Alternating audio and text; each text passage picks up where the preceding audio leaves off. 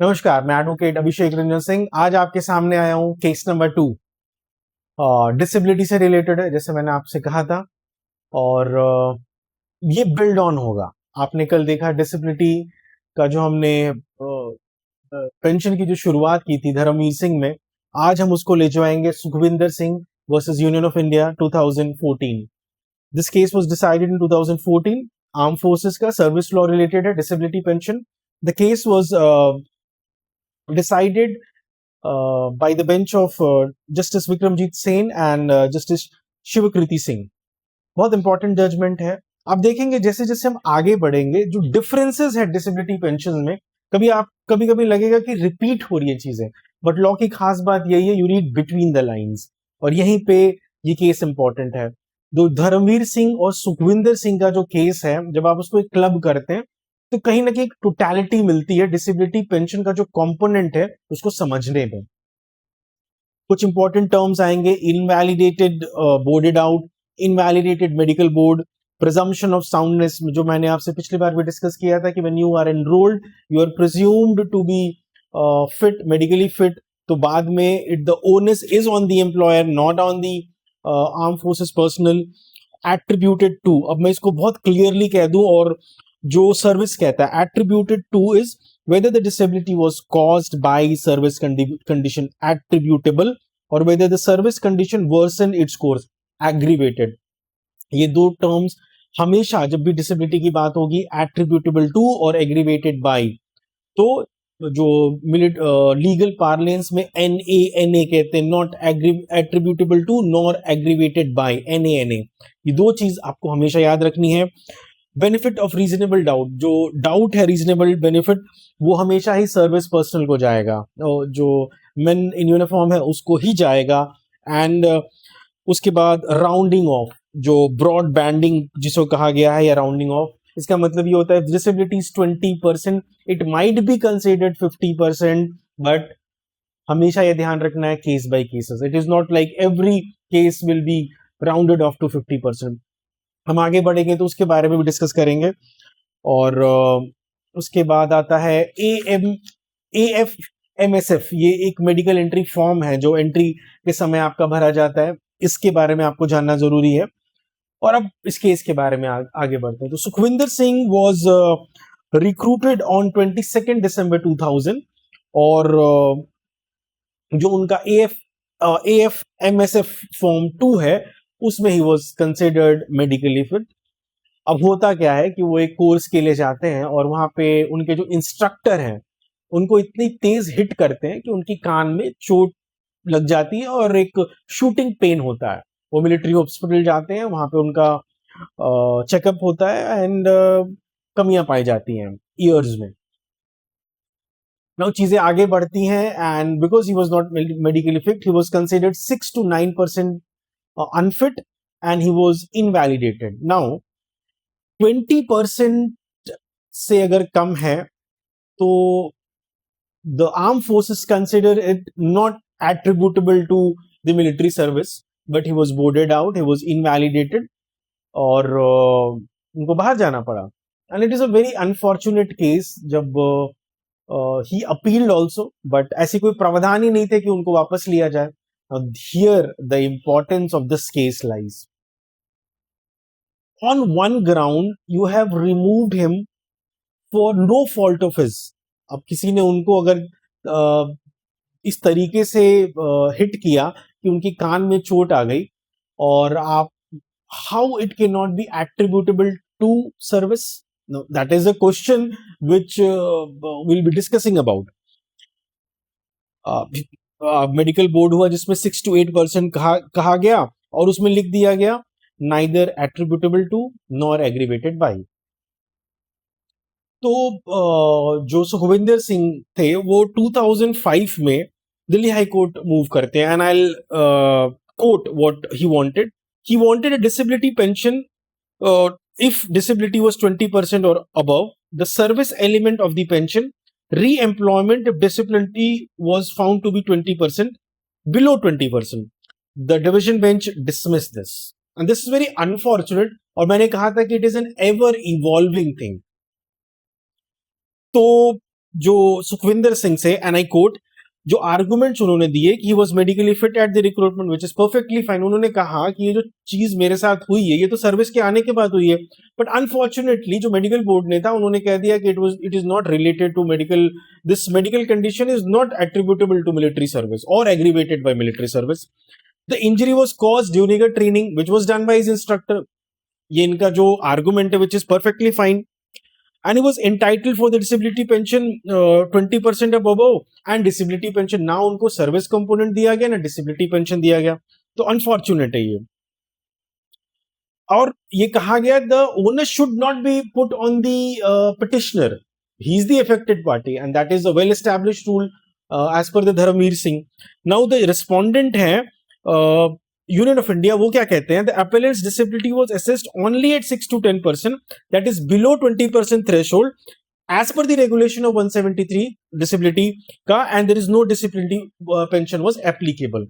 तो union of India ने अपने जो आर्गुमेंट दिए, सबसे पहला पॉइंट यही रखा उन्होंने, and they gave as their reasoning that the medical board has given the reasoning that it is neither attributable to nor aggravated by military pension। There was the second argument। और उन्होंने एक चीज गलत लिख दी और जिसका इम्प्लीकेशंस यूनियन ऑफ इंडिया को फेस करना पड़ा, that the disability had existed before entry into the service but had gone undetected. Now this is very unfortunate. If undetected, तो it is the problem of the medical board, not the person applying for the service. तो यहाँ पे कहीं ना कहीं जो union of India उन्होंने गलती कर दी कि जो ये चीज लिख दी, बोल दी, वो गलत कर दी उन्होंने। नाउ कई रेगुलेशंस हैं, जैसे रेगुलेशन 132 है जिसमें minimum qualifying service 15 years, and they said कि because he has not completed 15 years of service तो सर्विस कंपोनेंट तो मिलेगा ही नहीं। रेगुलेशन 143 है, तो अब बिलो 20% डिसेबिलिटी का री एम्प्लॉयमेंट का कोई प्रोविजन ही नहीं दिखाया उसमें। कई प्रोविजंस इस केस में आए और उसके बारे में डिस्कशन हुआ। रेगुलेशन 173 में ये कहा गया कि the primary condition of the disability pension, a pension service pension plus disability element may be granted to an individual invalidated out on account of a disability attributable to aggravated by military service in a non-battle casualty and assessed 20% or over। तो ये regulation 173 is very important. जब भी आप disability में की बात करेंगे, pension की बात करेंगे, तो 173 is very important, and that is the reason I have read it line by line. Now what happened is, चीजें आगे बढ़ी, बहस हुई इन सब चीजों में, और जब जजमेंट आया, तो अब जजमेंट पे I will be very specific what the judges said, and obviously he was granted relief because principle of natural justice भी यही कहता है कि गलती उस इंसान की नहीं थी जो consequences फेस कर रहा था, कि बहुत यंग एज में अगर इस तरीके की चीजें किसी को झेलने को मिले, वो तो अंदर से टूट ही जाएगा। तो जजमेंट क्या कहता है, ना, coat, any disability not recorded at recruitment must be presumed to have been caused subsequently, and I said it will be clubbed with Dharamveer Singh and said कि अगर आपने एंट्री के टाइम ही नहीं, जो AMF ऐसे फॉर्म होता है उसमें एंट्री नहीं की, and I'll quote that form, and that is referred to as form is AFMSF 2। ये एंट्री के टाइम जो आप फॉर्म, मेडिकल फॉर्म भरते हैं, उसमें अगर नहीं मेंशन है, then you can not do anything. तो any disability not recorded at recruitment must be presumed to have been caused subsequently, so either attributable to or aggravated by the service condition। The morale of the armed forces requires absolute undiluted protection. An injury leading to loss of service without recompense would severely undermine the morale of the armed forces। There appears to be no provision authorizing discharge invalidating out where the disability is below 20%। तो ऐसा provision ही नहीं है, तो आप उसको board out क्यों कर रहे हो, इनवैलिडेट क्यों कर रहे हो? Whether a member is invalidated out of service, it prefers to be assumed that his disability was found to be above 20%। If you are invalidating out, you are already presuming it to be about 20%. There is no provision of boarding out or invalidating below 20%. So as per the extent rules, the disability leading to invalidating out attracts a grant of 50% of the above। So this is a separate broad banding wala concept that will go, that will talk about in the subsequent cases. Now, what happened is these two cases, this is Dharamveer Singh and Sukhvinder Singh, laid the foundation of the disability pension in the armed forces.